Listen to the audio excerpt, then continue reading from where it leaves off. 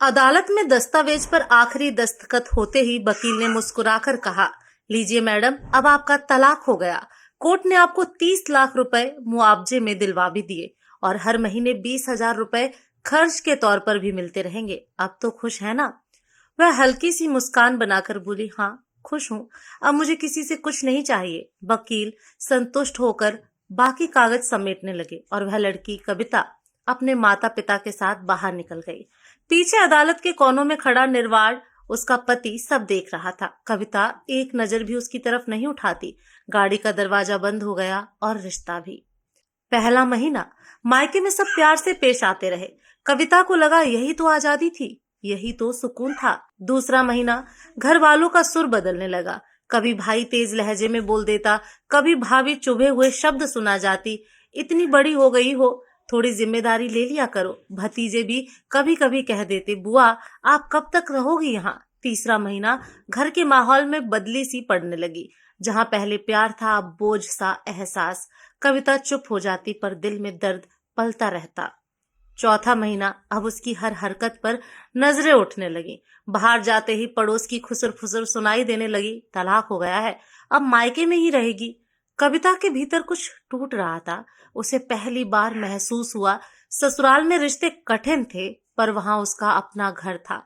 यहाँ मायके में वह मेहमान भी नहीं, बोझ जैसी लगने लगी थी। एक रात वह छत पर अकेली बैठी सोचती रही, पैसे मिल गए, आजादी मिल गई, पर क्या इज्जत, अपनापन और घर मिल पाया? उसने धीरे से खुद से कहा, गलती की है मैंने। फैसला लेते समय मैंने सिर्फ दर्द देखा, सीख नहीं देखी।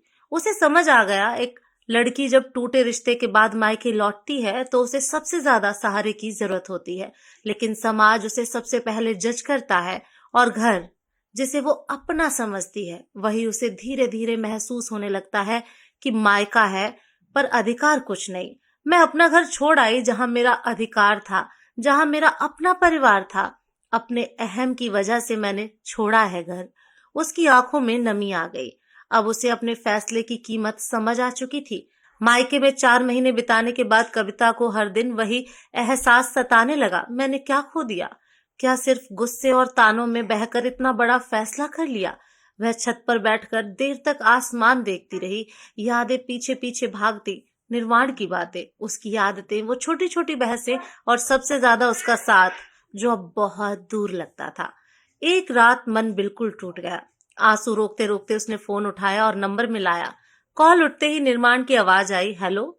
कविता ने धीमी कांपती आवाज में कहा, निर्वाण, क्या हम क्या हम अपने रिश्ते को एक मौका दे सकते हैं? मुझे तुम्हारी बहुत याद आती है, मैं तुम्हारे साथ रहना चाहती हूँ। कुछ पल दोनों तरफ खामोशी रही, फिर निर्माण ने गहरी सांस लेकर कहा, मैं भी तुम्हारे बिना नहीं रह पा रहा। फैसले में दोनों की गलती थी, पर सुधारने के लिए दोनों को साथ चलना होगा।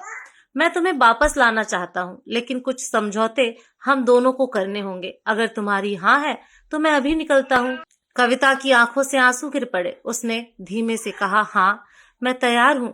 उस समय रात के 12 बज रहे थे। निर्वाण ने अपनी कार उठाई। ठंड थी, रास्ते सुनसान, लेकिन उसका दिल सिर्फ एक ही बात कह रहा था, उसे घर वापस लाना है। लगातार 5 घंटे ड्राइव करता रहा, ना रुका ना थका। सुबह के 5 बजे वह कविता के मायके के दरवाजे पर खड़ा था। अंदर से कविता बाहर आई, हल्की सी घबराहट, आंखों में शर्म भी और राहत भी। माँ बाप ने दरवाजा खोला। निर्वाण ने सम्मान से सिर झुकाकर प्रणाम किया।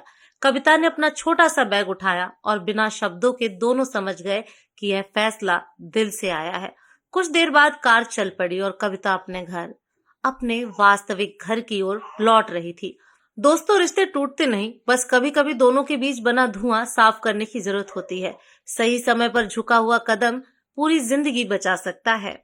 आपको ये कहानी कैसी लगी कमेंट करके जरूर बताएं। पेज को फॉलो जरूर करें। धन्यवाद।